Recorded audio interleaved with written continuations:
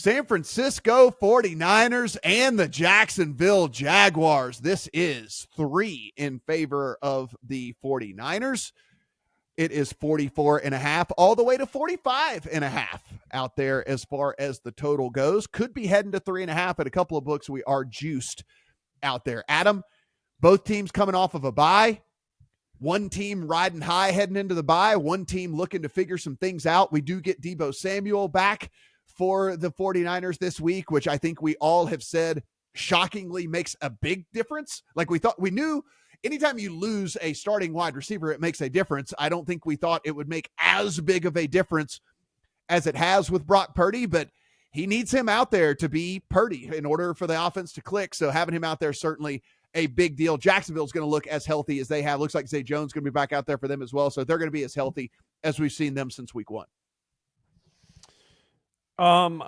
This is going to be a set of numbers that I think will surprise you guys a little bit, but maybe not entirely. I don't know how much attention y'all have been paying to Jacksonville. And I'll go back to last week's podcast where I said, if you want to look ahead at this thing and play a teaser on Jacksonville and get it out to 8.5, and we were saying tie that up with the Lions up to 7.5, that was about as good as it gets. And I think you probably should have done that. I like that better than playing the 3 with Jacksonville, but I am going to say play the 3 with Jacksonville because of this.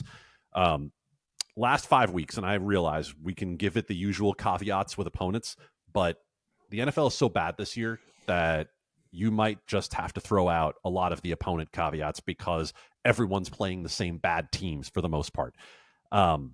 Jacksonville, non-garbage time EPA, number 1 on offense, number 2 on defense. The defense has started to put it together in a way that I don't know that we thought they could. And again, bad opponents, I understand. But the offensive side is what stands out to me because of the fact that this was an offensive line that we weren't sure was going to be able to get it together. And when Cam Robinson came back from suspension after week 4 and they got their left tackle back and the pieces went back in place, they finally started to look right overall offensively. So I'm not saying that I think Brock Purdy is going to continue having all of the turnover-worthy plays come home to roost the way they did right before the bye, especially without having Trent Williams and without having Deebo Samuel. They're going to be as healthy as they've been, as you mentioned, but that also goes for Jacksonville. So it's a tough spot for me for San Francisco. I know that the sharper people that I've listened to overall this week have been more lean San Francisco. My hard lean there is on Jacksonville at +3. It's very interesting, Stephen, because very rarely do I think that a handicap to me comes down to whether our advanced statistics are actually real or true or not. But if you look, this has been a ridiculously, amazingly good run defense for Jacksonville so far. And if we believe that these advanced statistics are true, and I'm saying all of this with the fact that I don't have a bet in this game, are we thinking a one-dimensional Brock Purdy, a Brock Purdy that has to throw every down, is going to be able to get it done against the Jacksonville defense? It's actually been pretty good against the pass too. So it's weird to me that that's kind of what it comes down to me. But it's like, if you can't be effective with CMC on the ground, and it's kind of like, okay, Purdy's dropping back way more than they would ideally want him to, and the pass rush knows that he's dropping back a ton, so they're kind of able to pin their ears back.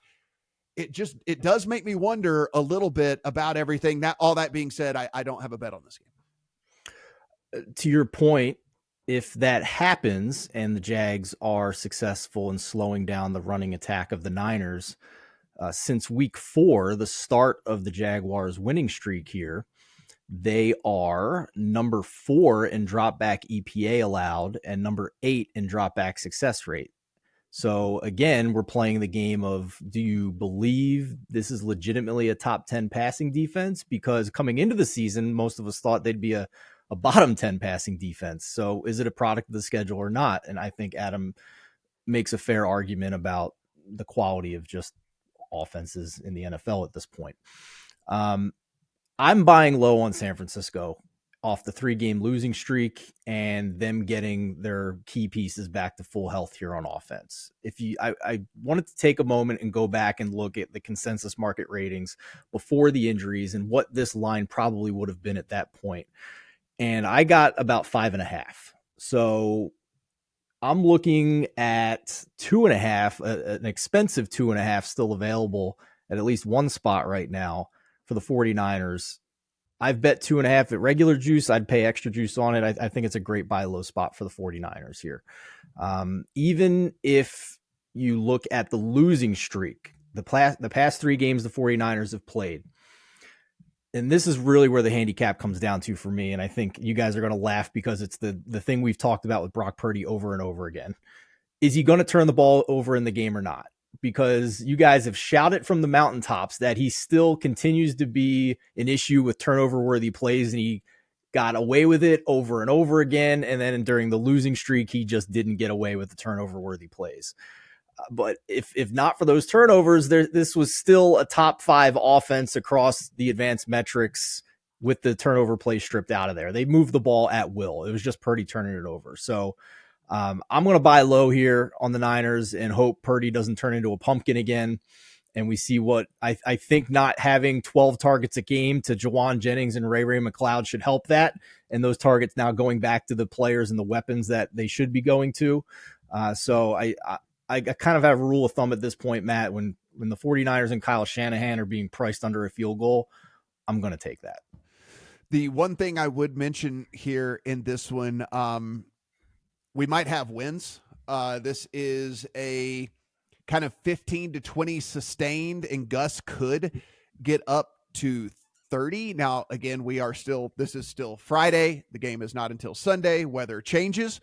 But something of note, if you want to keep that in mind, that could affect these guys, certainly deep passes, and then anything, from a kicking game standpoint could be kind of wonky as well in this. So might want to monitor the weather on this one a little bit more.